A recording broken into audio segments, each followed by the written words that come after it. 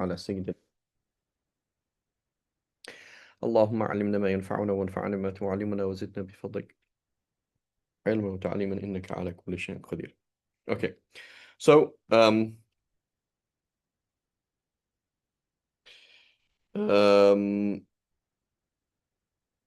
we spoke last week about the difference of agreement between the Hanafis and the Jumhur regarding the lafz al-am, that they say يدل على يشمل جميع أفراده قطعا, and we say ظنا, right? The Hanafis, they say that the lafz al-am, when you say every cat, any cat, all cats, cats, right? When you use a universal term like that, that means every single member of the cat family, okay? And it's not probabilistic, it's not just kind of like roughly, that's what it means, right? Whereas we say no, right? And we mentioned that this accidentally creates this kind of attitude in that, oh, the Hanafis, they're kind of like Qur'aniyun, because they see that they take a verse of the Qur'an that's am, and they treat it as if nothing could go against it, even a hadith, right? So they sound like Qur'aniyun. That's not the case. The case is that they are treating a dalil qat'i, something that's crystal clear from the point of language and from the point of view of being historical accuracy, and they're treating it much stronger than something that's dhanni, that's probabilistic, which is a logical thing to do, right? They're not Qur'aniyun at all. Today we want to go on to the al-awamir and nawahi, and before we start, we want to talk about the nahi. Okay, the nahi.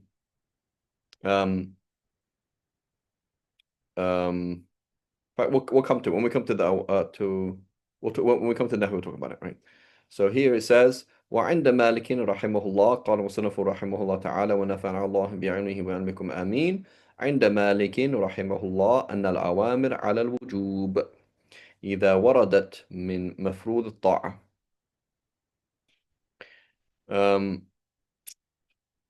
So he says that the default of the amr is for wujub. And he mentions a stipulation here. He says on the condition that it has to do with that it's to do with when it has right, that on a condition that it's to do with obligations, right? But here, the look at the hawashi here, the footnotes, it just means wujub, right? And that's the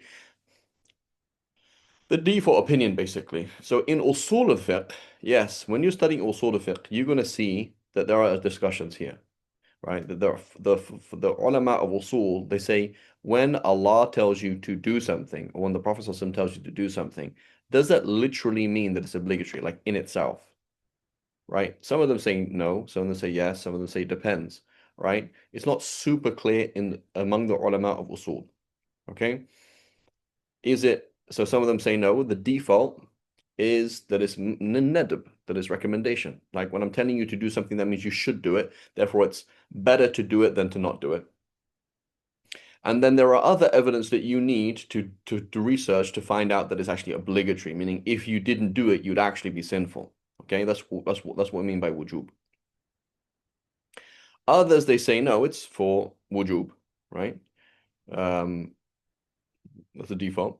Others, they say, well, it's al-qadar mushtarak, right? It's not specifically recommendation, and we need to come prove that it's not recommendation and obligation. Nor is it specifically obligation, and we have to go and prove that it's not and try and get to something else. But it's al-qadar al-mushtarak, meaning I want you to do this, right? And of the category of I want you to do it, there are things that you have to do, and if you don't do it, you're sinful. And there's other things, if you didn't do it, you're kind of missing out, right? So that's, these are kind of like three opinions, and you will find, serious scholars kind of adopting different opinions here and there in usul of it. Practically speaking, that's not actually useful at all. What we see the fuqaha doing, everybody, basically, what they're doing is they treat the amr is by default for wujub. So what does that mean? It means there's a command to do something. It says, do it. The Prophet ﷺ says, say this dua. The Prophet ﷺ say, do this, don't do this, do this, don't do this, right? وَاذْكُرُوا اللَّهَ كَثِيرًا. Remember Allah much. The default is that that is obligatory. That is the default that everybody does. And that's where the argument begins. I'm saying it's obligatory. You're saying it's sunnah. You have to bring the proof, right? Not me. That's the default, right? That the amr, when Allah subhanahu wa ta'ala says do, that means you have to do. That's what it means. And you don't have a choice. And if you don't do it, you're committing a sin, right? That's the default of the amr, right? So أن الأوامر على الوجوب إذا وردت من مفروض الطاعة. So here he adds this criterion. He says there's got to be, um, it's got to be it has to be something to do with a worship or something like that. Allahu a'lam. He says وقد احتج حيث سئل عن تتميم ما يدخل فيه من القرب بقوله عز وجل وأتم الحج والعمرة لله. Right? So I'm not sure what he means here when he's asking about uh, he's talking about when he was asked about perfecting something. I'm not quite sure exactly what it means here, but here, for example, right here, the Shafis come along and we say, what does Allah tell us to do? Okay, well, Allah subhanahu wa ta'ala tells us to do Hajj and Umrah for the sake of Allah. Okay, is al-amr for wujub? The answer is yes. So therefore, Hajj is obligatory and Umrah is obligatory. Is that correct? The answer is that's correct.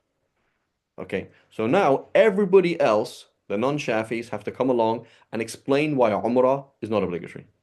And they'll say this, they'll have that, they'll use external evidence, right, to prove that the non-default is the case, right? The non-default is the case. But the Shafi'is, for example, we say Umrah is obligatory. Okay, therefore it's obligatory, right? So the point is not what is the answer, but what's the default? Where are we starting from, right? Where do we go back to? Okay? Just like the am, we say the default is when you say I like cats, that means all cats, right? I didn't see any cats. That means you didn't see any cats at all. That's the default. Could it be limited to something else in respect to this, respect to that? Yes, it could, but that's the default beginning place, right? That's what we're trying to do here. ثم أتم الصيام إلى الليل.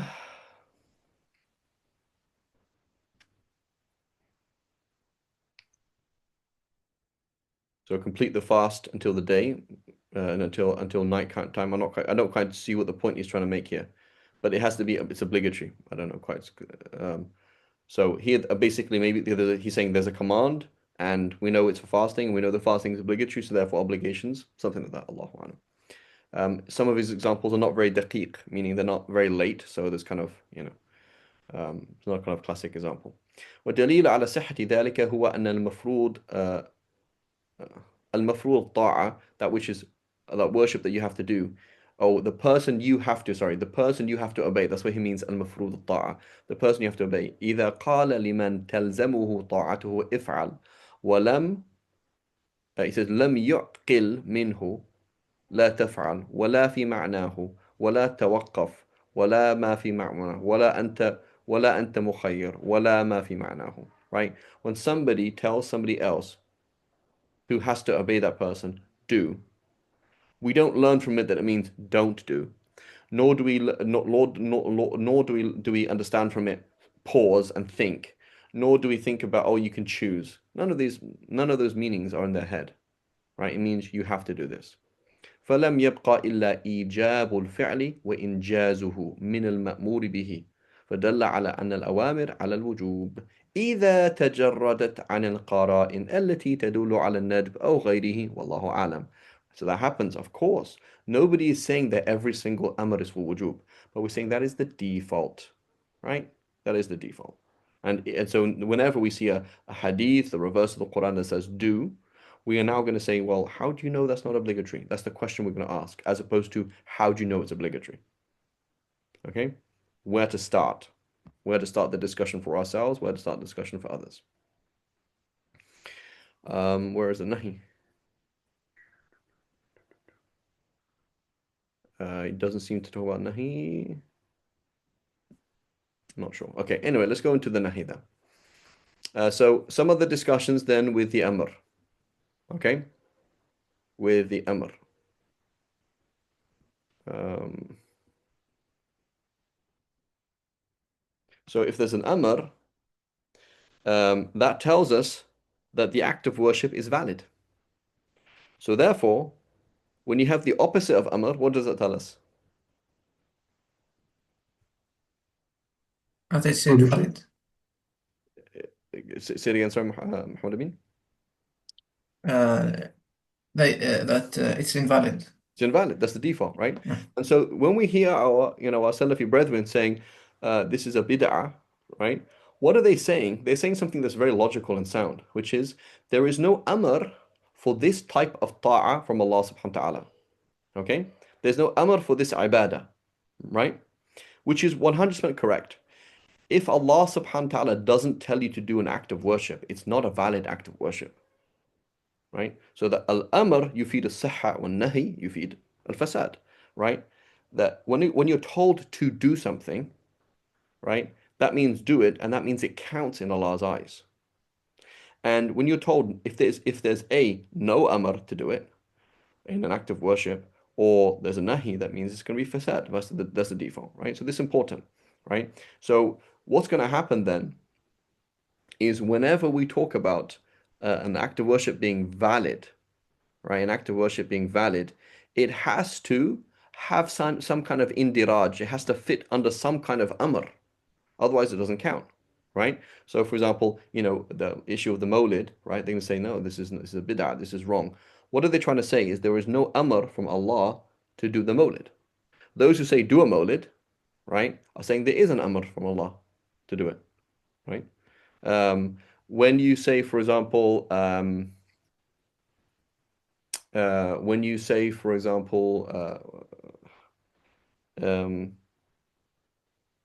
what's another example of this? There's no amr to do it.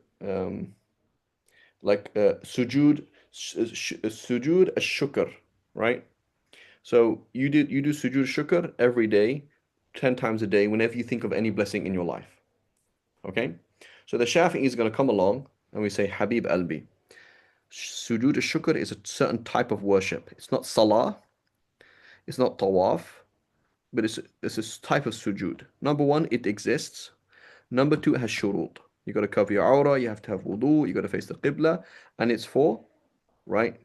It's for a sudden blessing or a sudden relief from a difficulty, right? Your baby was born, your kid made it out of ICU, somebody came and gave you $1 million, something sudden. You can't just sit there and do sujood shukr, for example, in the Shafi school, for, alhamdulillah, I can breathe, right? You can't do that. So we're going to come along and say there is no amr for that, therefore it is invalid. Okay? There's no amr for it, therefore it's invalid. As opposed to other things, for example, as opposed to other things there's an amr, this ijma'ali, right? We say dhikr, for example. Oh, this type of dhikr is bid'ah. I say, well, there's an amr to do dhikr, right? So, right, there's no problem in that, right? There's an amr to do it, so therefore it's an act of worship, right? And you have to tell me now that there isn't one, right? Go ahead, Adam.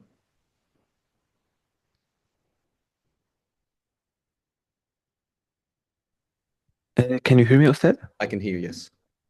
Okay, perfect. I just want to ask about how to say it in English, the قاعدة that النهي يقتضي الفساد. We're Uh, going to go through it. We what? will go through it, Adam, Ah, but okay, perfect. we haven't spoken about it yet. Yeah.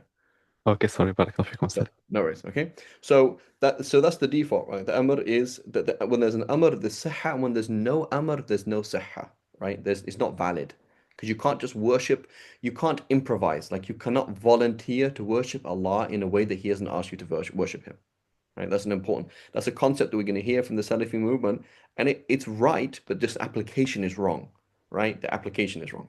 Okay. So, other issues on the Amr, again, there's a whole mabahith on the Amr that can't talk about. That the Amr is for ijad al mahiyya, that you're being commanded to do that thing, right? So you tell your son, do this, and he does it, that's it. So the default then is it possible to bring that thing, the mahiyya, the essence of that thing, to make that thing happen, um, without doing it once? Right? The answer is no. So if I said, for example, make dua for me, and you made dua for me once, you would have done it, right? It's not possible to do something and do it less than once. So then the question is, does it, when you tell somebody to do something, does that mean do it once or keep doing it? So we say, so the majority of scholars say it doesn't mean A and it doesn't mean B. Allah, when Allah subhanahu wa ta'ala tells you, make dua, when you tell your friend or you tell your son, listen, I'm dying, okay? When I die, you need to make dua for me, okay? Remember your dad, make dua for me. He will have done what you told him if he does it once. Does it mean keep making dua for me? It doesn't mean that. Does it mean once specifically? Like when you say do this, does it mean once? Right? It doesn't specifically mean once, nor does it tell you to do takrar, to do it again and again. Rather, it's for ijad and mahiyya. It means you have to make that thing happen. And you could only make that thing happen with at least doing it once. So it's neither A nor B. That's the majority opinion. The Malikis, though, they say no. The Malikis, they say it's for takrar. The default is when you tell your son, I'm dying, make dua for your dad, okay? Make sure you pray. Make sure you do your homework. Right? Listen to mama. Look after your little brothers and sisters. Right? That you have to keep doing that the whole time. You have to keep looking after your brothers and sisters. You have to keep praying. You have to keep looking after your mum. You have to keep doing your homework. You have to keep making dua for him. Right? You have to keep doing. You have to again and again, unless there's a proof. Right? So here, right, we would the issue here again. There's no the thamara is really in the discussion. The upshot is in the discussion that when Allah subhanahu wa ta'ala says go on Hajj, or the Prophet tells us to go on Hajj, the default is where? So the Malikis say the default is that Hajj is obligatory every year. Why? Because you have the default of a command is you have to do it again and again.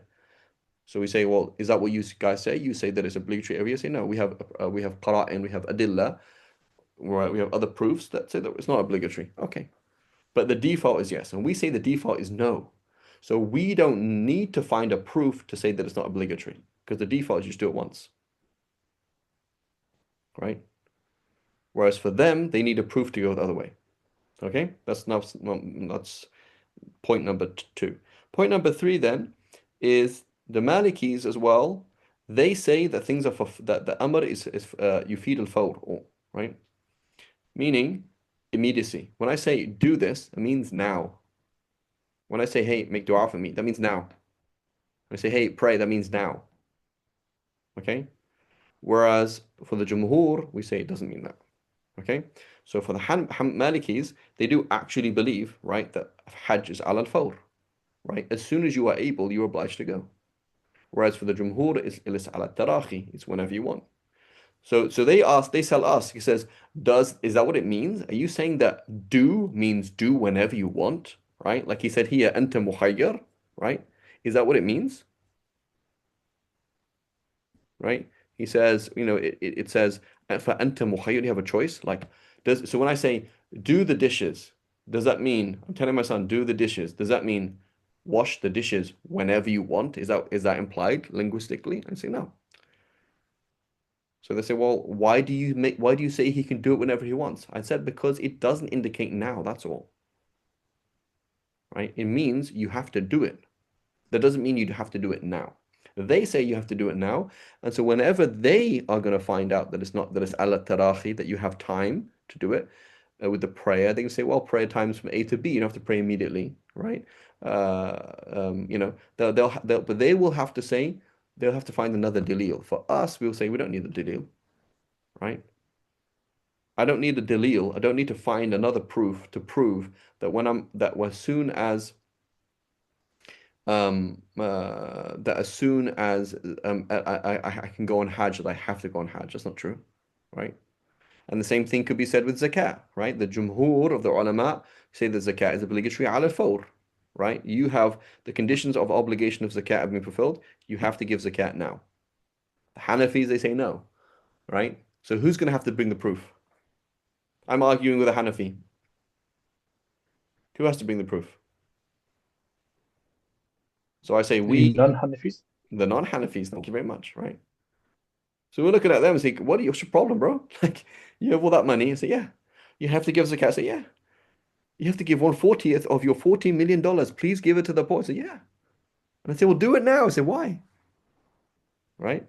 So we're gonna say things like, for example, وَآتُوا حَقَّهُ يَوْمَ حَصَادِهِ, right? Allah subhanahu wa ta'ala mentions and give it its due on the day of harvest. When you harvest the crops of zakat, all right, you're gonna have to give it to them on that day, right? So we're gonna use proofs like that. We're gonna say, for example, it's a haqq mali, right? Something like that. We're gonna use other kind of proofs. They can sit there, chilling, having a nice cold drink, right? And so, what's the point in usul is not to who's right and who's wrong, but where does discussion begin? How are we going to organize this discussion for ourselves and for other people? When we're debating with somebody or debating in my own head, I'm trying to structure something. Where am I going to start? Right? Where am I going to start? Right? And I'd be like, oh, there we go.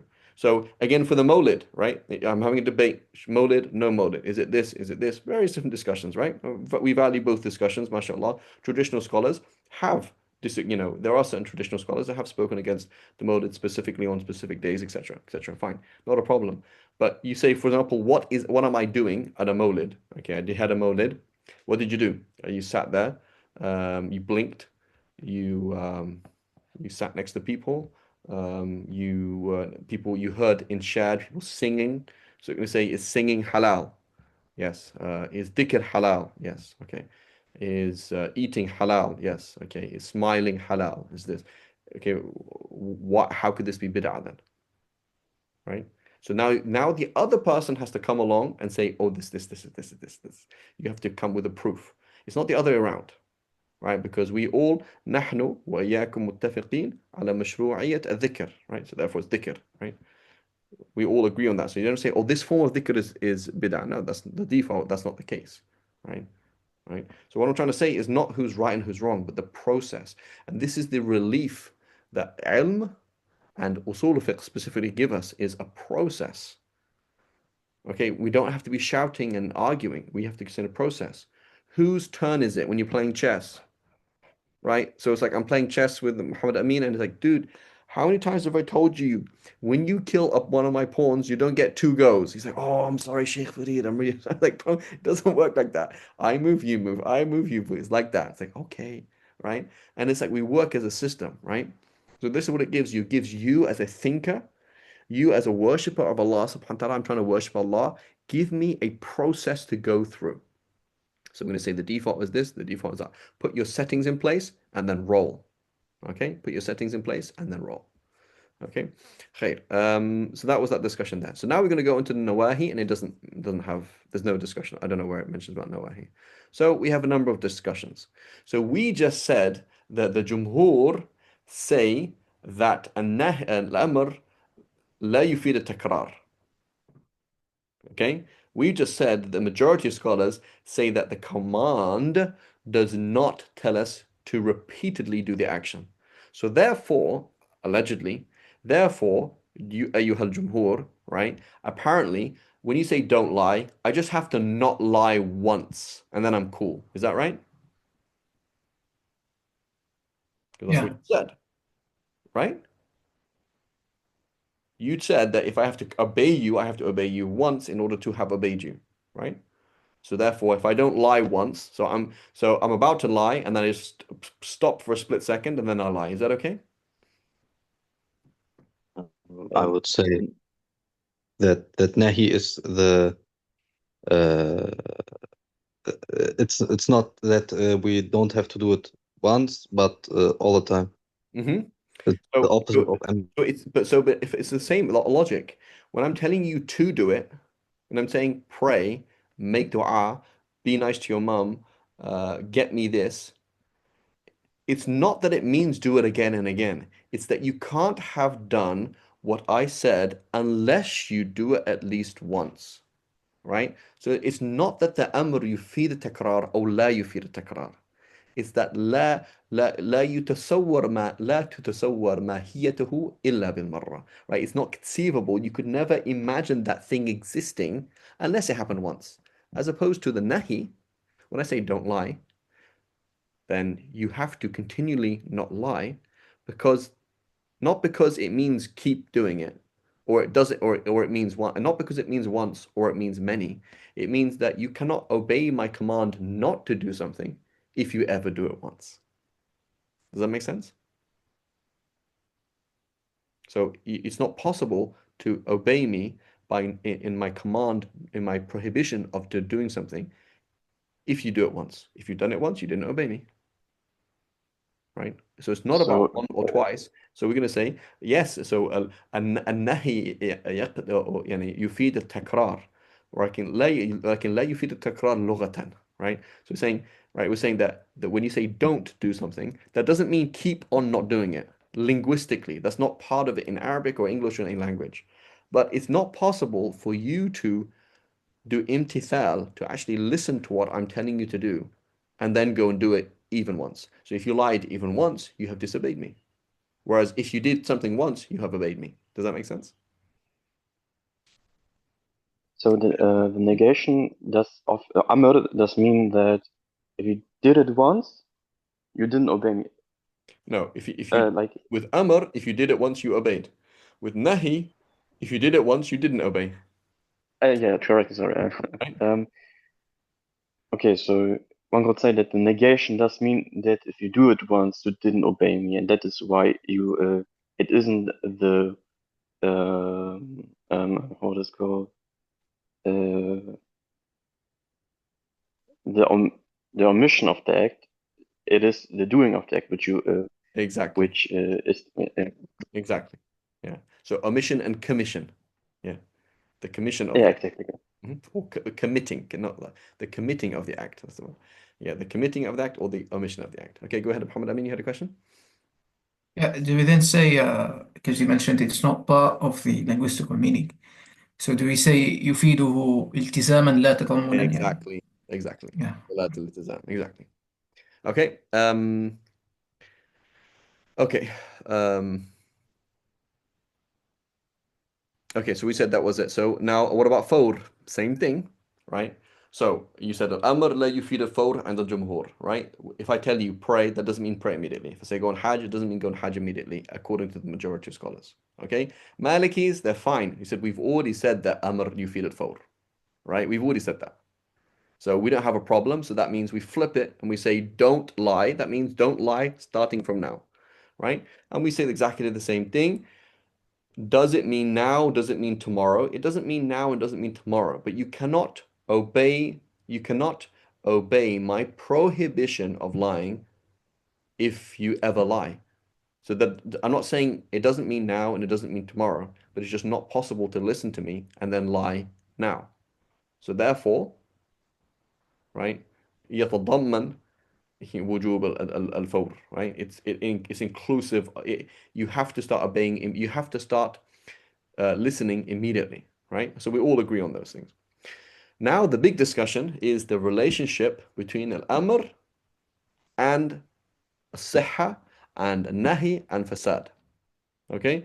Here is something called amr and here is something called sihha. One is pray.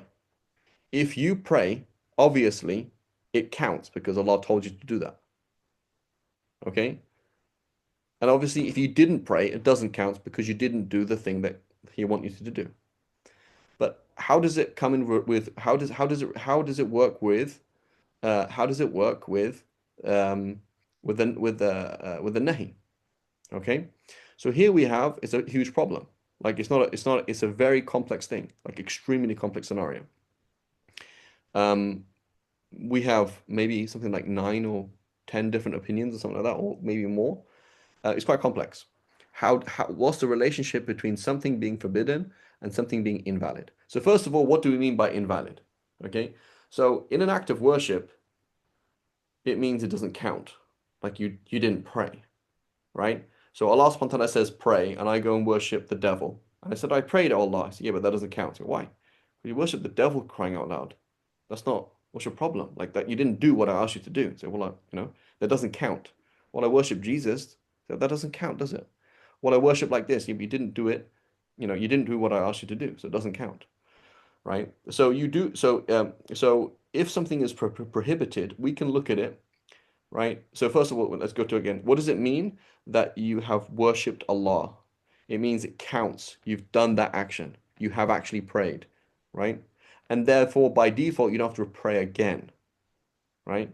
So you're going to find two kind of terms which are not always the same. One is al-ijza, meaning it counts, and the other one is isqat al-qada, meaning you don't have to repeat it. So we have scenarios in the Shafi school, many scenarios in the Shafi school, where we have as-sihha ma'a wujub al-qada. It was valid, it counts, there's ijza, it counted, but there's no isqat al-qada. You have to repeat it. So it's not exactly the same discussion. But usually the phrase they'll use is isqat, is ijza, like it counts. Have you prayed or have you not prayed? Have you done hajj? Have you not done hajj? Right? So that's the usual discussion. For mu'amalat, it's also tricky. It's also tricky. So for mu'amalat, we usually say النفوذ وترتب وترتب what is it? Al-athar is what we usually say in mu'amalat, in financial transactions or dealings, is that it goes through, it's valid, the sale went through, is a valid sale, and the repercussions of the contract go ahead, right? The repercussions of the contract go ahead. So that's a bit problematic though, because sometimes things have repercussions, the same repercussions, but they don't count, right? So for example, you got married, okay? You got married without a wali, right? You got married without a wali. For the Jumhur, it doesn't count. But you didn't know that. So do we call you a zani? Do we say you committed zina? Say no. Okay, so what do we say then?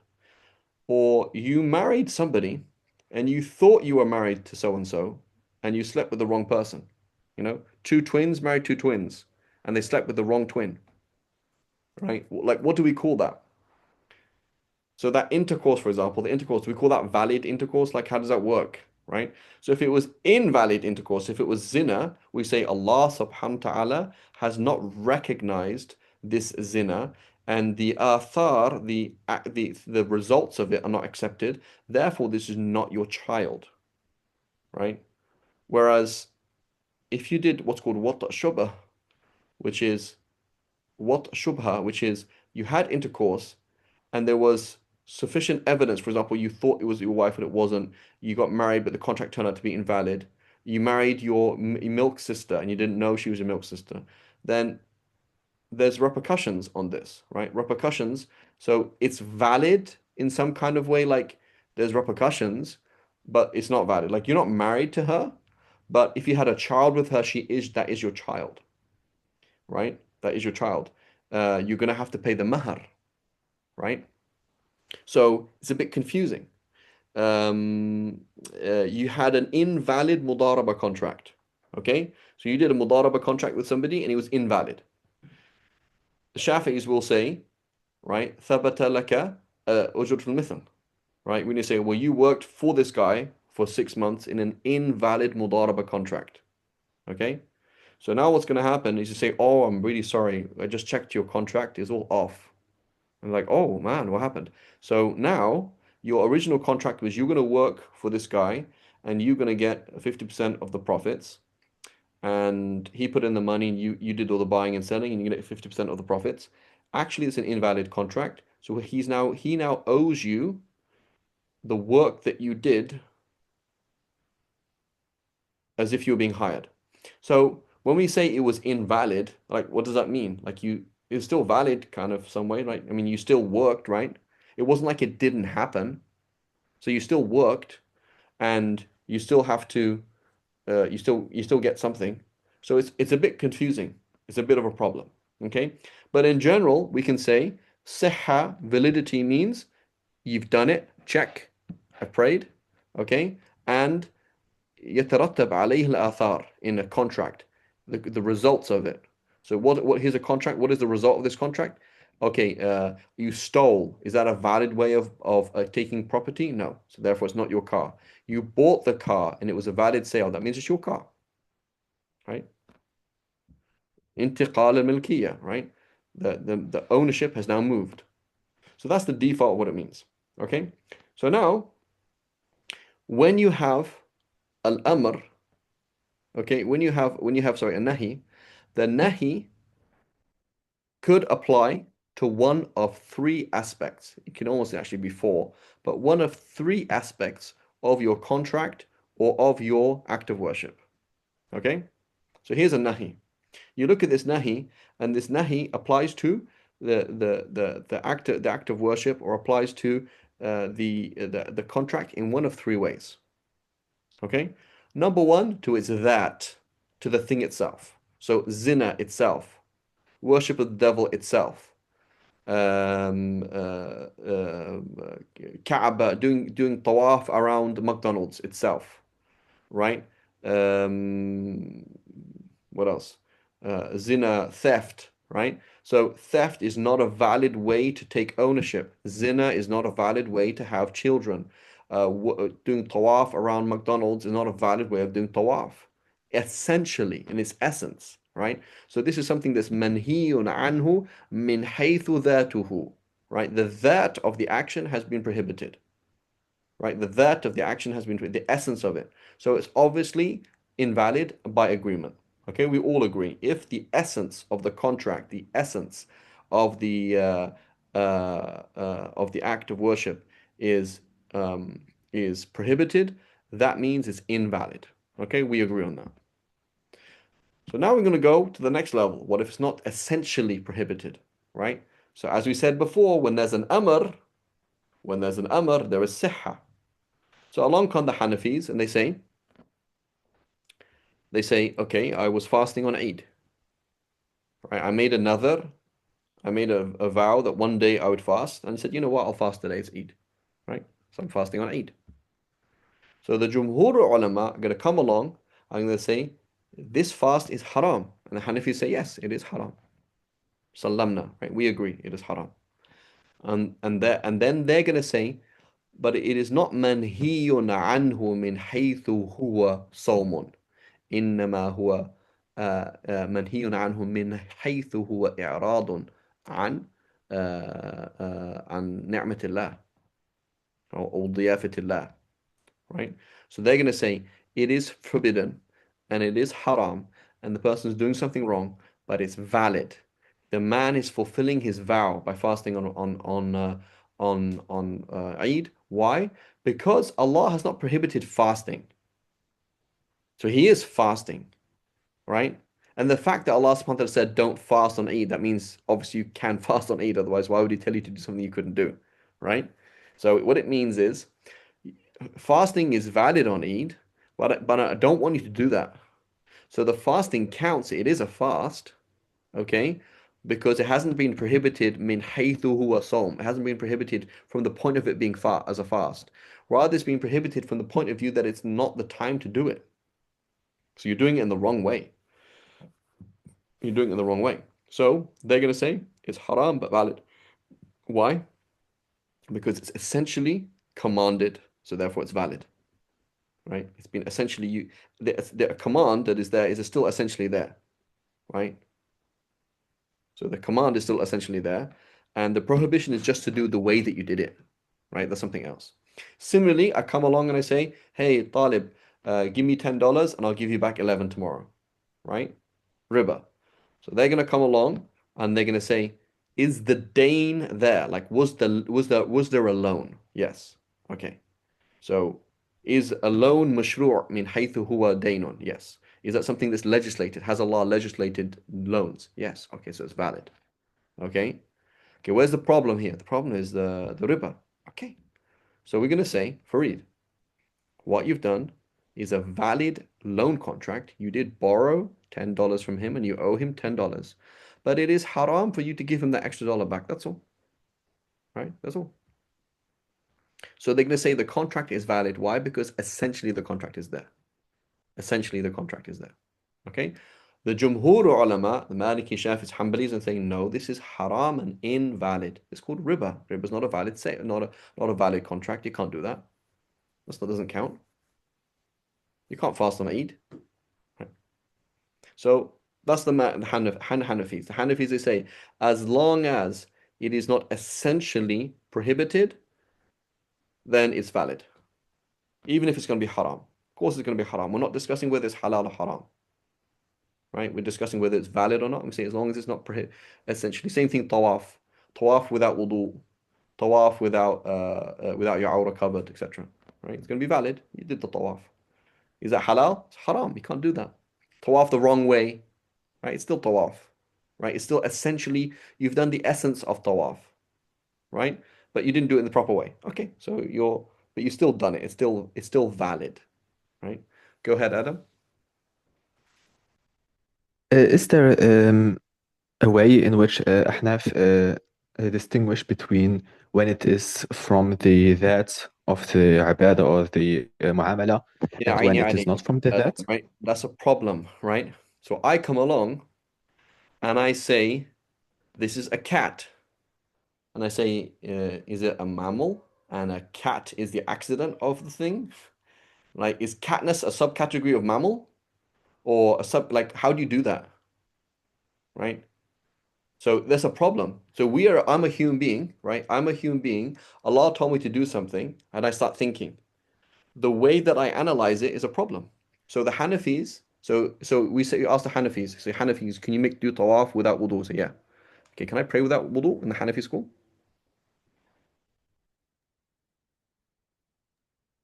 I would say no. No.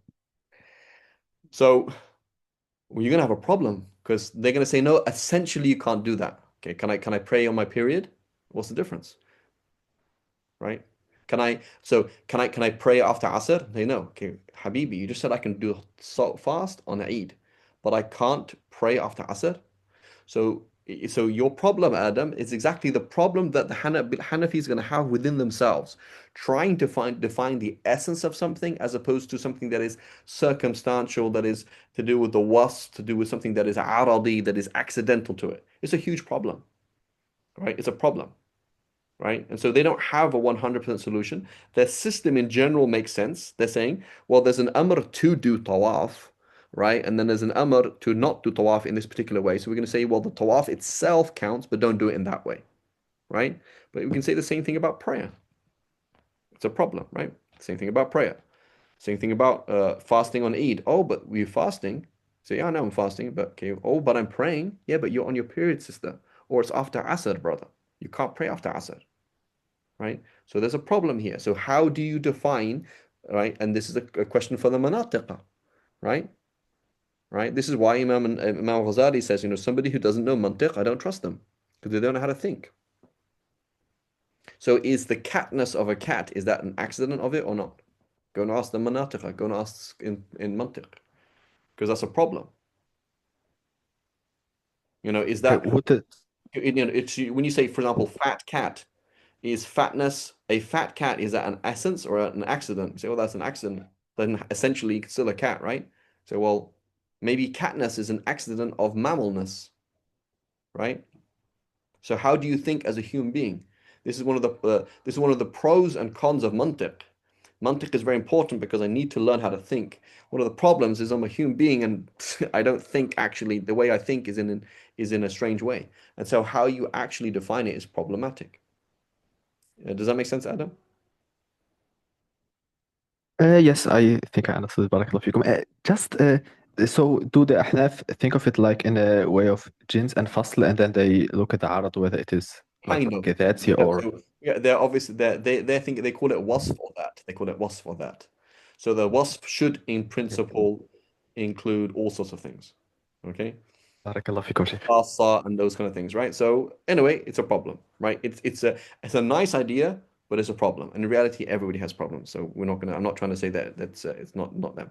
So anyway, so the Jumhur, that's what they say. Okay, so now we're gonna go to the other extreme. Let's go to the Hanabila. Okay, the Hanabila, they're gonna say.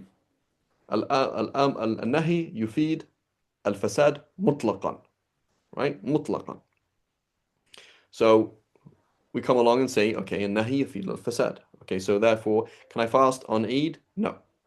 Can I fast? Can I pray? Can I pray after Asr? No. Why? It's prohibited. Doesn't count. Prohibited doesn't count. Can I sell drugs? Okay, well, if I sold drugs, would it count? No. Okay, why? It's prohibited. Okay. Um, so so that's pretty simple, right? But then we have some problems with the Hanabila. Okay, we have a number of problems. So we're going to come along, and I'm going to say, for example, something like this. And I'm going to say, okay, I am praying, and I'm praying on Muhammad Amin's stolen prayer rug. Okay, I killed Muhammad Amin, stole his prayer rug that belongs to his heirs, and I'm doing sujood on it, right? And I'm also using his water that he used to make wudu, that he wanted to drink. I stole it from him and I made wudu with it. So everybody will agree, we all agree that the use of the water is haram. Every single time you pick up water to make wudu, the droplets on your face, it's all haram, right? But the Hanabila will say, if it's haram, it's invalid. The wudu doesn't count. When I'm doing sujood on the prayer mat, it's not my prayer mat. I do not have permission to use it. So therefore it is haram and invalid. Every single time I put my head on the floor, I am doing something sinful. So therefore Allah doesn't accept it. Therefore it is haram, right? But we have problems. Okay, we have some problems here. What about if I'm praying and I shoot somebody while I'm praying? So I said, while I was praying, was I doing something good or bad? Right, I just pulled my finger. Or when I was praying and I did it out of riyah. So if I pray out of riyah, that's not valid. What if, there's a question for our Hanbalis, right? What if while I'm praying, I step on his prayer mat and I step off it? Does that invalidate my prayer? How does that work? Because we have this issue of things coinciding, right? We are not perfect people. In our life, there's also things that coincide. So can we not put everything in its own category? So the Jumhur ulama say, guys, Hanabila, you guys are not fuqaha. I'm sorry, with all due respect, right? This is what they're going to say. You guys are just like, you're just thinking romantically, right? They're going to say these are two separate things. When you did sujood on someone else's prayer mat without the permission, or you stole land and you did sujood on it, right? Then you're doing two separate things at the same time, right? They're doing two separate things at the same time. One thing, right, is al-ghasb, right? One thing is you're misappropriating someone else's property, which is haram. And the other thing is you're doing the prayer, which is wajib. They're two separate things at the same time, right? They're two separate things at the same time. One is called using someone's property without permission, or using up their property, using their water, wasting their water, which is called ghasb, and the other thing is called wudu. These are two separate things. These are two separate realities, right? Um, one thing is, helping somebody do the haram, right? I can help somebody do the haram in all sorts of ways. I can tell him where to buy the drugs. I can give him the phone number. I can tell him how to use it. I can tell him to do that. I can do all sorts of things, right? Al-i'ana al-haram, that has many ashkal, has many different ways of doing it. Here, it just coincided, right? It just coincided. My doing the sin and selling this drug just coincided, right? And so it doesn't change based on niyyah and based on things like that, or based on what you knew and what you didn't know, right? Um, the Hanbalis will say, for example, if you knew that he was going to use the marijuana for halal reasons, for example, he's a cancer patient, he can buy marijuana. The doctors told him it's legal. He checked with the mufti, and he's just buying it from you for a cheaper price, right? And while he's traveling, that's fine, right? But if you knew that it was going to do it something haram, then it'd be invalid, right? So we all agree that if you knew, right, that he's going to use it for the haram, or many of us would agree, if you know that he's going to do it for the haram, then it's going to be haram. But things don't change validity based on what you think, right? Things don't change. So morality changes based on what you think, but validity doesn't change based on what you think, right? So if you married your sister, it's not valid if you think that she's your sister, but invalid if you don't think that. It's valid or invalid in reality. That's just what it is. So validity is something that's external to you, right? So the majority of scholars say these guys are crazy, right? These guys are crazy. Like, what are you doing? These are two different things, right? And there are issues there, right? And then we'd also object to them. They would say, well, hang on a minute. What about a najash, right? What about najas, which is when you trick somebody, right? The Prophet the Prophet forbade us from tricking people in sale and making people bid, pay more for something than they have to, right? So you trick somebody. So the majority of scholars will say, yeah, um, it's invalid. Sorry, it's haram but valid, right? The Hanbalis, they say it's haram, but and you have the right to do fasq. You can annul it. So we come along and say, yeah, habayibi, if you can do fasq, if you can annul it, that makes it valid, right? Like you can only do fasq if it's valid. So they say, oh yeah, sorry, 1 second. Um, it's going to be valid, it's going to be invalid, nahi is going to be invalid unless it's haq adami, it's a haq adami, right? It's the right of a human being. وَيُمْكِن تَدَارَكُهُ and you could fix it. Okay? So they say like what? Like okay, like najas, like like what? There's other examples as well. I can't remember now. So they say that if someone's right, like you wrong somebody, in this scenario, I could come along and say, "Oh, I'm sorry, Habibi. I realize you guys tricked me. I don't want to pay that much money." Okay, so you could yumkin tadarukuhu, you could fix it, right? So they're going to say it's valid, right? So they have issues there. They have various issues, right? It's not a perfect picture, but you can see the Hanabila are more moral structured, right? They're looking at morality more. The the Hanafis are looking more in terms of the theory, right? Go ahead, Arias. I want to ask, like, isn't it extremely difficult or problematic in the context of like fasting because does it mean would the conclusion be that you're fasting and doing a small sin like accidentally lying, not accidentally, but maybe a small Exactly. So lie? so here's a question. Here's a question for the Hanbalis, student Tulab Ilm, right? So when we talk about traveling in the Shafi school, for example, we talk about al-ma'siyah fi safar wal ma'siyah bis safar, sinning by traveling and sinning while traveling. So is there a difference in the Hanbali school? You can ask your teachers, right? In al-ma'siyah bis salah wal ma'siyah fi salah. Okay? So while doing sujood, right? Let's say al-ma'siyah fi sujood. While I was in sujood, I was like, man, I hate that guy's talib. I had this feeling of hatred towards a Muslim brother, right? As opposed to when I did sujood on the prayer mat that wasn't allowed to do it on. So I did ghasb bis sujood versus al-ma'siyah fi sujood. Does that make sense?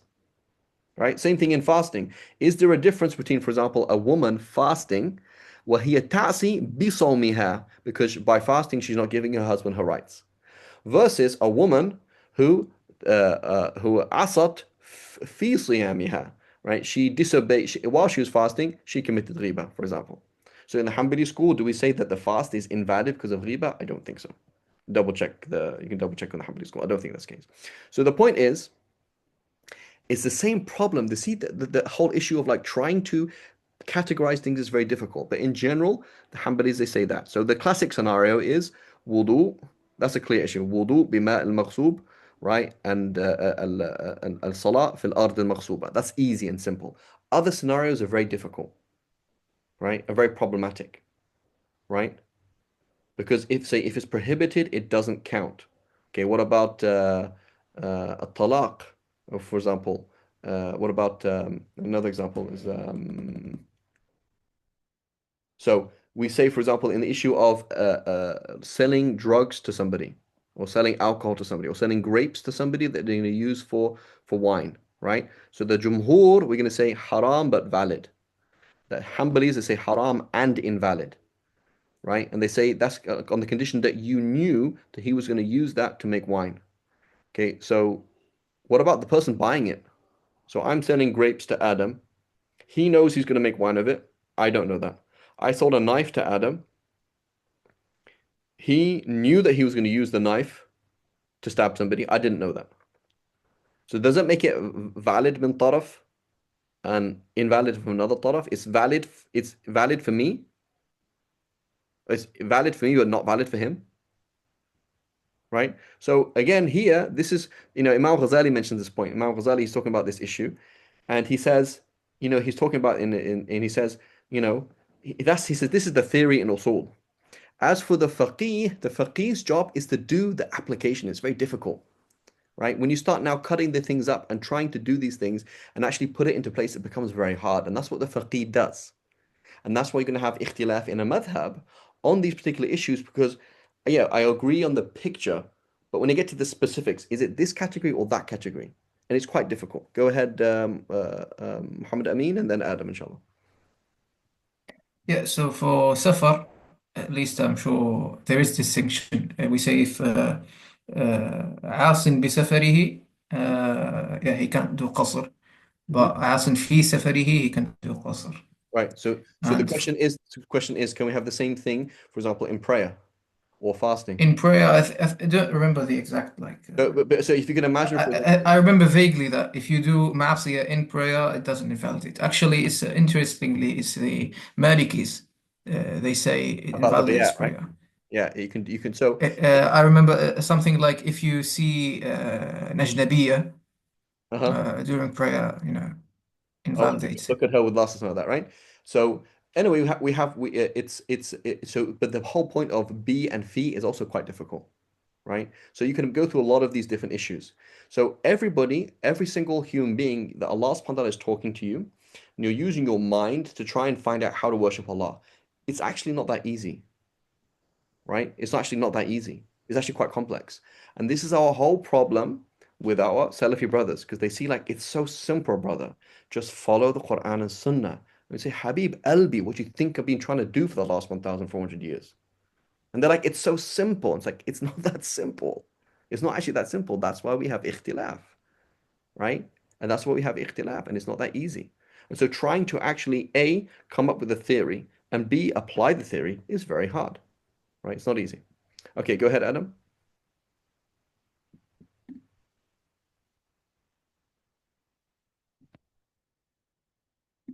Adam, you had a question?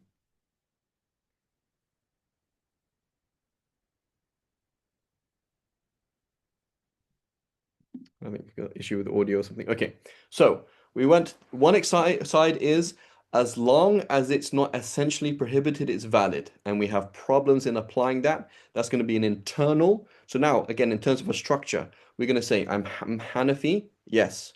I agree on the asl, yes. Now I'm going to go to that discussion, which is the books of Hanafi fiqh, and I'm going to apply it and see where it applies and where it doesn't apply. And that will be a fruitful useful time. I'm not going to discuss validity and invalidity with a non-madhab person because we didn't agree on our asl to begin with. That was a waste of time. Now I'm going to fast forward and I'm going to go to another camp and go to the Hanbali camp and say, how do we work? We're going to say al-amru al-nahy yufidu al-fasad illa fi haqqin adami yumkinu tadarukuhu. Right? So therefore, in acts of worship, it's going to be invalid, and in mu'amalat, it's going to be invalid with some exceptions, such as divorce during menstruation, such as a najash, some other mu'amalat scenarios as well, right? Um, so, so they're going to say that, and then why would that be the case? Well, because if Allah subhanahu wa ta'ala has forbidden it, why would it be valid, right? Go ahead, Muhammad Amin. Is there another condition or exception? Because I remember, for example, الوضوء بالمغصوب is invalid, but استنجاء بالمغصوب is fine. Why? Because not ibadah. Yeah, so this is for ibadat only. Yeah. Yeah. So here's a Yeah. scenario, Muhammad Amin, right? Here's a scenario, and you come along and you say, okay, khalas, I finished my studies now. I finished all my the shuruh, I finished my mutun. I have a problem here. Why is it that I cannot shorten a prayer in a safar that is ma'siyah, okay? But I can do istinja with water. So the reason for istinja with the istinja is not ibadah, right? So therefore, it's not a problem. So, but is safara ibadah? Can you see that problem there? We have the same problem in our school. Similar scenarios, like it's problematic. Even the whole issue, like why do you have to do istinja with three? So you just said it's not ibadah. So then why do I have to use three stones? If it's not ibadah, then there's no shakl to it. There's no form to it. So why is it even a condition? Surely that should just be mandub, right? The Prophet said, do that and that's it. Right? Why is it similarly if we say that you can do you can use ma al maghsub in istinja, okay? Because it's not an ibadah. Why do I have to wash my hands 3 times when I wake up with a niyyah? Isn't that izalat and najasa? Isn't that the same? Right? So what I'm trying to say is in fiqh, when we're studying fiqh, we're studying two big discussions. النقاشات الأصولية and النقاشات الفروعية, right? And it's a niqash, it's a debate. It's not a solved problem. It's not an easy problem, right? So what we do when we study fiqh is you give them an answer. This is an answer. And then you realize, oh, but there's 2 opinions in the school.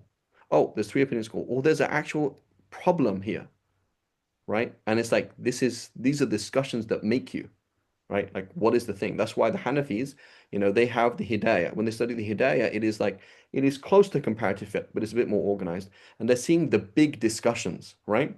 The big discussions. Qadi Abu Yusuf, what did he do? The debates between Ibn Abi Layla and Imam Abu Hanifa, right? The philosophers of the past, the debates between Aristotle and Plato, the big discussions. That's what we do in fiqh, right? So yes, it is. So what you will find is you will find inconsistencies. Why? Because al-madhab intaj bashari muwafaq, right? A madhab is something that we humans have created. It's muwafaq, yeah, this tawfiq in it is mubarak, etc. But it's still intaj bashari, right? Does that make sense, Muhammad Amin? So Yeah. so you're gonna find like you're gonna have a lot of questions. Like, what about this? What about this? What about this? What about this? What about this? What about this? Right? Because it's none of the systems are perfect. If they were a perfect system, everybody would become Hanbali. That's what would happen over time, right? That's what would happen. Is like if this was perfect, everybody would change. But it's in terms of the usul, it's not crystal clear, and the argument is not 100%. And in terms of the tatbiq of the usul, it's not 100%. It makes kind of sense. It makes mostly sense. But like, what about this? What about that? That's why you're going to find ikhtilaf. That you're going to find here, find there, etc. All these different things. Does that make sense? Yes. Okay. Adam, you had a question?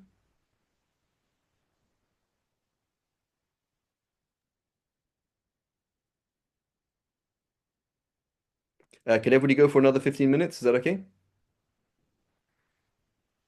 Yes. Okay. So now, what's the middle ground? Now we're going to go to the Shafi'is and Malikis, okay? The Shafi'is and Malikis, we do not agree on our furu' on these issues, but we do at least agree on our usul, okay? So, we say, Hanafis, you're wrong. It is not just that, okay? And Hanbalis, you're wrong. It is not mutlaqan, right? It's not just absolute. So the Shafi'is and Malikis, we say the following. We say, if something is essentially prohibited, then it is invalid.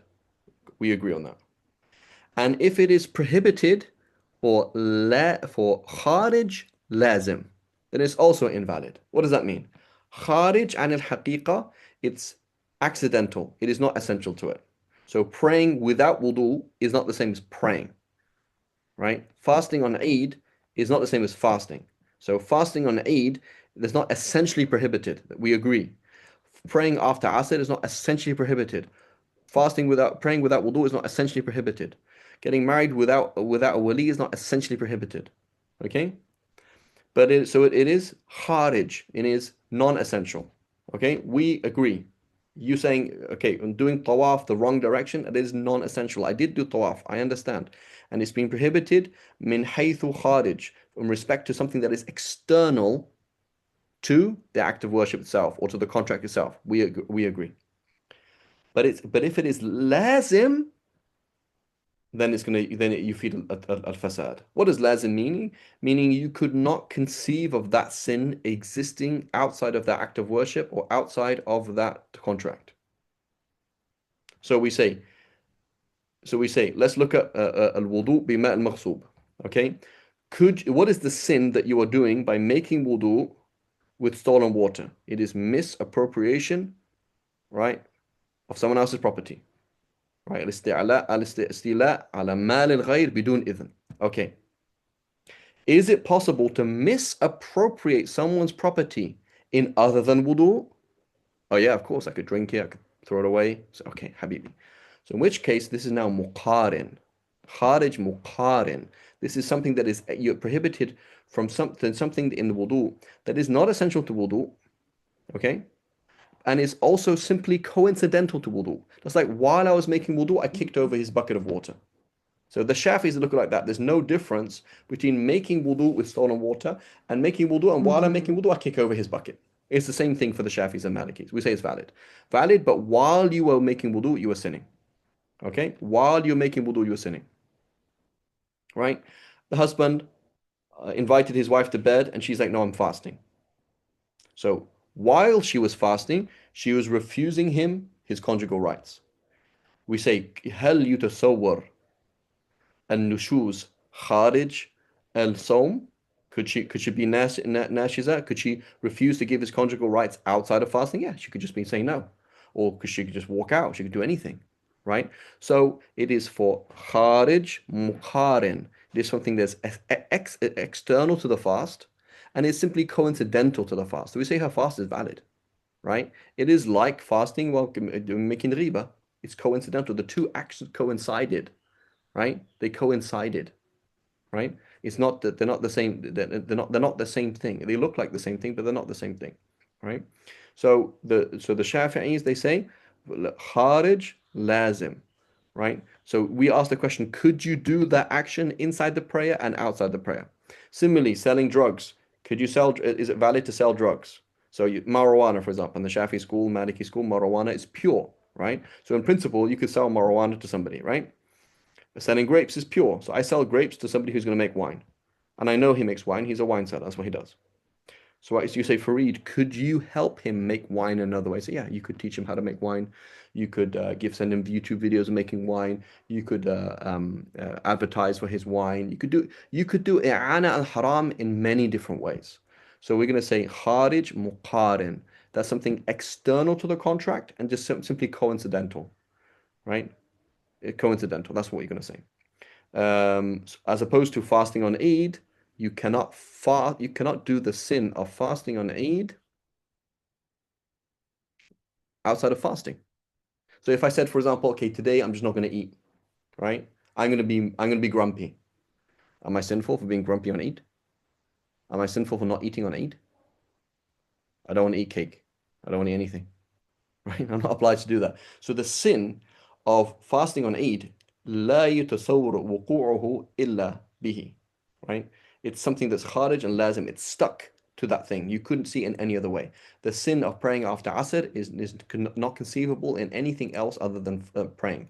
The sin of fasting and praying without wudu is not conceivable in anything other than praying, right? So we would disagree with the Hanbalis, with the Hanafis, and say no, it can be for a kharij as well, something that's non-essential, right? But there has to be lazim, okay? It can't be muqarin. It can't be just coinciding. Okay, so the Shafis, the internal debate for the Shafis then will be trying to find is this external or not, right? So we, for example, have a discussion in the Shafi school. We say the Prophet ﷺ forbade separating a mother from the child. Okay, so you bought a female slave and her child. Okay, and the Prophet ﷺ forbade separating them. Okay, so you sold the mother to Adam and the son to Talib. Is it valid or invalid? So the Shafi'is, we have two opinions. One opinion, of course, is valid. Could you not separate them? The sin of separating mother from child, couldn't you do that through many ways? So yeah. So that's a sin. That's a horrible thing. And may Allah forgive us and protect us, right? A horrible thing to do. But you could do that in the contract and outside of the contract. It's not something that is something that's merely muqarin. So the contract is valid and the sale counts and you're a sinful person, right? And you're gonna have to answer that on Judgment Day. I'm sorry, bro. Right? Whereas the relied upon position in the Shafi school is not valid. Okay, why? Because we say the taslim is not recognized by Allah. When you delivered, you are sinful by delivering one to the other. And so we're going to say, yes, so deliverability is a condition of a contract. And so there's no valid deliverability, right? So that's a relied upon position. Somebody could come along and say, guys, you sound awfully like the Hanbalis here, right? And there's other scenarios like that in the Shafi school where we have a problem, right? But that's why for example, we Shafis, when we study the Minhaj, you say, well, these two opinions. How are there two opinions? Well, there's this opinion and this opinion, right?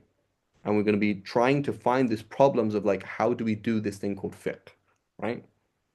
And so, one of the biggest issues then in the Shafi school is I can't pray after Asr, even if we say that it's only makruh to pray after Asr, because it's going to be invalid and therefore going to be sinful. But then we say, but it's makruh to fast on Saturdays. So how can, if praying on Saturday, fasting on Saturday is valid, and the karaha of fasting on a Saturday is not conceivable in anything other than fasting on Saturday, isn't that the same as the sin of praying after Asr, which could not be done in anything other than praying? Isn't that the same? So Imam Ghazali is like, yeah, they're the same thing. Usulan, they're the same thing, but the job of the faqih, and he says, I'm not doing that right now, I'm playing as an usuli. The job of the faqih is to try and see that it's merely muqarin, that it's merely accidental. Maybe you say, for example, no, it's the issue of fasting on a Saturday is because it's like tashabbuh bil yahud, right? Like mimicking the Jews. And you could do that in fasting and then something else. Like, oh, okay. Or something else like that, right? Some other trick, right? Some other way of looking at it. Okay, does that make sense? Similarly, the Malikis, we have a problem. So they say you can pray after Asr. It's valid for them to pray after Asr. Right? They say it's makruh, but valid. But they have the same usul as us. So how does that work? We say praying while the adhan for Jum'ah is selling during the adhan of Jum'ah is fine. So we say, what's the difference between you just sitting there on your phone and not going to Jum'ah versus you selling something? Sitting there on your phone while you're supposed to be going to Jum'ah is sinful. Selling while the khutbah is happening is also sinful for the same reason. And the sin is kharij muqarin. The sin is not essential to the contract of selling, and it is something that merely coincides with the contract. So it's like two different things, right? I sold while committing a sin. It coincided. It wasn't the same action. But the Malikis, they say it's not valid. Why? So we can discuss with the Malikis that issue. We can have a discussion about it, and it'll be a useful discussion. I cannot have a useful discussion with a Hanbali about this discussion, or a useful discussion with a Hanafi. With a Hanafi, I have to go to a higher level and say, let's deal with the usul first. With a Hanbali, I have to do the same thing. So this is important. When you're talking to Sheikh Faris al-Khazraji, his name, he posted something like this recently. He's like they say you shouldn't talk to somebody who doesn't have a madhab because they actually don't know the game that they're playing, right? It's like I'm playing chess, okay? And then I'm playing chess with Talib, right? You shouldn't play chess, but I'm playing chess with Talib, and he says, "You're it." I'm like, "What are you doing?" He said, "You're it." Like, what do you mean you're it? And he taps me. I was like, "How am I it?" Because we're playing tag. It's like, Habib, I thought we were playing chess. Right? I'm like, why am I playing chess somebody who doesn't know that I'm playing chess? Right? Or he was playing tic-tac-toe. I'm like, oh my God. I'm trying to play chess with him and he's playing tic-tac-toe. So he thinks he's won and we haven't even discussed anything. Right? So you're talking to somebody I don't agree with the mabda. So then there's no point in the discussion. Right? There's actually no point in discussion. So on an issue, you will find discussions in Maliki fiqh and Shafi fiqh where we're actually talking about the same discussion, and it's a useful interfaith, right? It's a useful discussion. Whereas that's not useful when I'm talking to a Hanafi, I'm talking to a Hanbali because we don't agree on usul yet. So we have to go take a step back and we say, Habibi, let's discuss nahi and fasad. Let's solve that problem, and then we'll go down to the lower level. That's why Ibn Qassar, what did he do? He said, before I'm comparing fiqh, I'm going to talk about my usul. Imam al-Qarafi, before I talk about my book on Al-Furuq, I think it's called. He has a book called Furuq in Fiqh. I'm going to tell you my usul because otherwise I'm not making sense. I'm not walking in a straight line. Go ahead, Muhammad. Yeah, so for the discussion between and Maliki or between two Shafi'is, does it then come down to specifying what's the illah for nahi? Yes, and we're trying to, and so we're gonna. So the discussion is, I'm gonna say it's kharij lazim. You're gonna say kharij muqarin, and we'll go around like that. And at least Yeah. there's two boxes, and we know what we're doing, right? Like I say, pink is that for a boy or for a girl?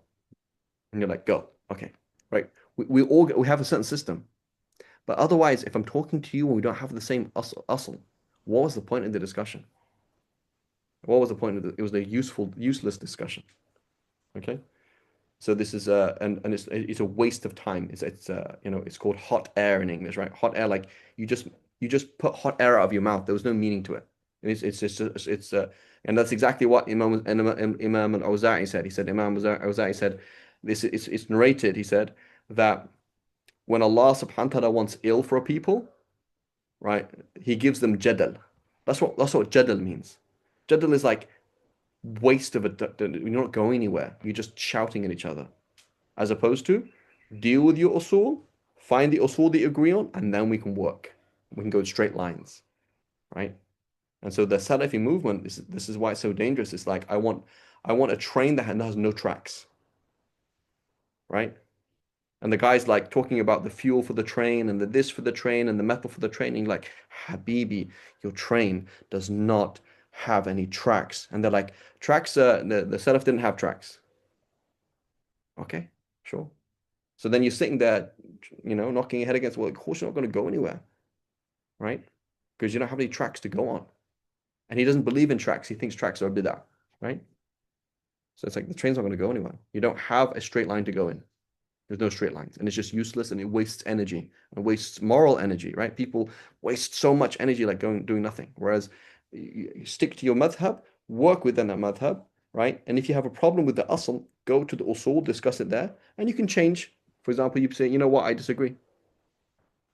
Imam Tahawi left the Shafi school, right? Disagree with the whole thing. But notice he leaves vertically, not sideways, right? Sideways is going to be in small things like, الموفق اختار موفق كذا, right? The اختيارات of Ibn Taymiyyah, that's lateral, meaning I'm in the same usul. It's part of the same discussion. Same thing. That's useful. It's not a waste of time, right? It's not a waste of time. Whereas it's a waste of time mentioning some other madhabs, like not even the same asl. And I mentioned to you Hanbalis as well, certain Hanbalis quoting Ibn Qudama. Are you quoting Ibn Mundhir? Ibn Mundhir is Shafi, has different usul to you.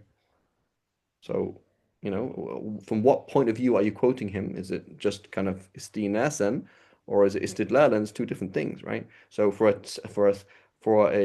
Hanbali to quote another Hanbali, you're saying somebody else who worked in the same logical framework came to another discussion. That's a useful thing.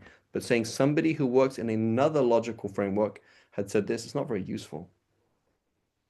Right? That's only useful for istinas, like, oh, it kind of helps, backs us up in some kind of way. Shall that make sense? So we mentioned the positions again. Generally speaking, and it's not as simple as that. The Hanafis, if it's prohibited in is that as a contract or an act of worship, it's invalid. Otherwise, it's going to be valid. Okay, and there's issues with that, and they can deal with that internally. As a Hanafi, you deal with that internally. Hanbalis is prohibited mutlaqan, with the exception of haqqun adami yumkinu tadarukuhu, right? That we said a right of a human that could be made up. And we gave the example of Najash, that you trick somebody, they managed to bid higher than possible than they did because they were tricked. Talaqqi rukban, that's the other one. You go out to the people who don't know the market price and you trick them about the market price, etc. They could fix it so it's going to be valid, even if it was sinful. But otherwise, in ibadat and mu'amalat, it's going to be invalid, such as contracts that enable people selling weapons to somebody who's going to kill somebody, praying on stolen prayer mat, etc. And then the Malikis and the Shafis in the middle, we say if it's prohibited, essentially, of course, it's invalid. But if we could conceive of that sin existing outside of the act of worship or outside of the contract, then it's merely coincidental, right? It's merely coincidental. They call that kharij, something that's non-essential to the contract or to the act of worship, and muqarin, and merely circumstantial, as opposed to kharij. It's not essential to the act of worship or the contract, but it's lazim. It's only ever found inside that contract, or only ever found inside the act of worship. So the example then is an interest loan. So when I lend you $10 and I'm going to pay you back 11, so we're going to say yes, essentially the loan is there, but the riba al-fadl, right, which is I've agreed to pay more, that is kharij lazim. It's non-essential to the loan contract, but it is only found within the sin of, the sin of loaning with interest is only found in a loan. So therefore it's going to be invalid. Hanafis say it's valid, we say it's invalid. Right? Arias, last question, inshallah, and then we'll stop. Yeah, Adam did put his question into the chat. Oh, okay, my apologies. How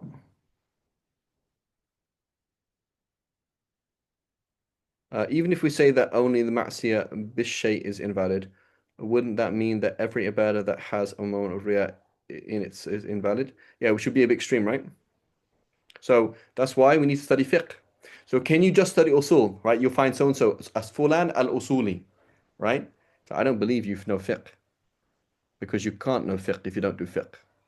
So in the world of usul, we're talking high level, which is very important. In the learn of fiqh, we're talking about low level, but you have to do both. So you ask the Hanbalis, say, what about this? What about this? Go through 18,000 scenarios. What about this? What about this? What about this? What about this? What about this? And you'll learn something. Does that make sense, Adam? But wouldn't that be lazim of the wouldn't that be the lazim with Hanab? What do you mean the lazim? The meaning they have to do it?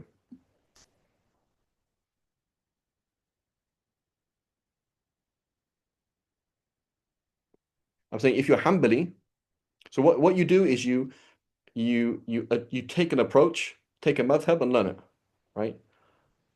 And then you follow it, and you and yeah, but maybe there's more details, right? So I'd imagine there is that same distance, right? So let's say if I ask a Hanbali, while I was making wudu, I kicked somebody. Does that make my wudu not count? They're gonna say no, that's different. So well, what do you mean? Right? So what's the difference between kicking somebody while making wudu and making wudu with stolen water? So there's a difference. The wudu itself was sinful from one point of view, as opposed to the wudu itself was not sinful. You kicked somebody, right? So, but there are many scenarios that are like that, and you can pick it out. So, so that's what we do in fiqh and be like, what's going on, right? And then you're going to find certain ikhtiyarat or certain opinions within the school that say otherwise, or the weaker position says this. And the best thing that you learn in fiqh is like this, where logically it should be like this, but the opposite is the correct position. And you're like, that's impossible, right? That's impossible. So you're saying logically it's A, but the right position of the school is B. Like, why? And then you realize that there's things you don't realize. And then you realize on a deeper understanding. It's like, what's it called? Like, it's like levels of understanding. So you got to level starting to 0, you don't understand anything. Go to level 2, and you start to understand things, but some things still don't make sense. And then go to level 3, now it all makes sense, right? Or at least you can appreciate it if it doesn't, if you don't agree with it, right? So Adam, study Hanbali fiqh if you're a Hanbali, and ask them their questions, right? And follow it through. Write it down. This question, this question, this question. Find out what's going on, what's going on, what's going on, right? Every madhab has problems like that. Shafi school definitely has problems like that. As from in Shafi school, we have issues like that. Hanafis as well. Look at them. You said tawaf is fine without wudu, but prayer isn't. Why? What's the difference? Right? So every single madhab has something perfect about it and something problematic about it. And so the fool is the person who says, oh, it's all rubbish. The intelligent person who goes and works with imperfect systems. Just like in life, you work with imperfect systems, right? My family's not perfect, but it will work, right? This is not perfect, but it'll work. My job isn't perfect. My education isn't perfect, right? My country, Australia, is not perfect, but it'll work, inshallah. Okay, we'll stop here, inshallah ta'ala. Wa sallallahu ala Sayyidina Muhammad, right? Yeah, so then as a Maliki asked a question, how is it valid to pray after Asr? Why is it invalid to sell while the adhan is being, and you'll learn things, right? Maliki madhab, Amal Ahmadin is perfect, right? It sounds awesome. Okay, research it, and you realize it's not that simple, right? But you will, in the process, you will learn, and inshallah, you become a faqih in the process, as opposed to the person who doesn't walk, like you don't go, and you don't ask, and you don't question, and you don't research, then you just don't go anywhere, and it's just you either are arrogant fool, well, you're ignorant regardless. You're either ignorant and you just think that everything's perfect, which is not, or you're ignorant and you just think everything's bad, which is not. Right? And so there's lots of things you will learn, and there will objections, that you'll be like, that doesn't make sense. What about this? And like, yeah, good point. And so you need to think, right? Education, so learning is not dictation, right? Fiqh is not a dictation class, right? You're not like repeat after me. Fiqh means fahm, means understanding. You have to go through these things to understand it properly. So you ask that question every single time you see something that's invalid in the Maliki school. Ask the question, why is it invalid? Why is it invalid? Why is it invalid? Go back to the asl. What's going on? What's going on? What's going on? Etc. Okay. Wa sallallahu ala sayyidina Muhammad wa ala alihi wa sahbihi wa sallam.